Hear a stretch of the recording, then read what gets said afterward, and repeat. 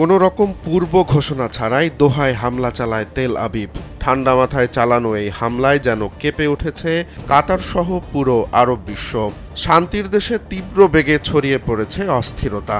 মঙ্গলবারের রাত কেবল কাতারের ইতিহাসেই নয়, সমগ্র আরব বিশ্বের হৃদয়ে কেটেছে গভীর ক্ষত। ইসরায়েলি বাহিনীর লক্ষ্য ছিল কাতারে অবস্থানরত ফিলিস্তিন প্রতিরোধ যোদ্ধাদের রাজনৈতিক আলোচকদের হত্যা করা। দোহায় বসেই তাদের নিঃশেষ করতে চেয়েছিল তেল আবিব, কিন্তু হামলার পরপরই এর বিরুদ্ধে পুরো আরব বিশ্ব যেন এক হয়ে গেল। অভ্যন্তরীণ বিরোধ ছাপিয়ে নতুন স্লোগান তুলল তারা, আমরা কাতারের পাশে আছি। সেই আওয়াজ এসেছে কাতারের এক সময়ের বিরোধী পক্ষ রিয়াদ থেকেও।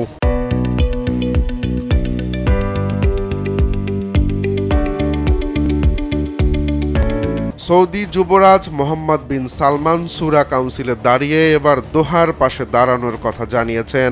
তিনি বলেন, রিয়াদ কাতারের পাশে দুহাত প্রসারিত করে থাকবে। নিজেদের সব শক্তি সক্ষমতা কাজে লাগানো হবে। বিবাদ ভুলে তার কণ্ঠে প্রতিধ্বনিত হল আরব ঐক্যের পুরনো সুর। একই সুর মিশর, সংযুক্ত আরব আমিরাতেরও। সৌদি প্রিন্স গাজার পক্ষে অবস্থান নিয়ে বলেন, গাজার ভূমি একমাত্র ফিলিস্তিনের অধিকার। কোনো আগ্রাসন বা হুমকি তাদেরকে সেই অধিকার থেকে বঞ্চিত করতে পারবে না।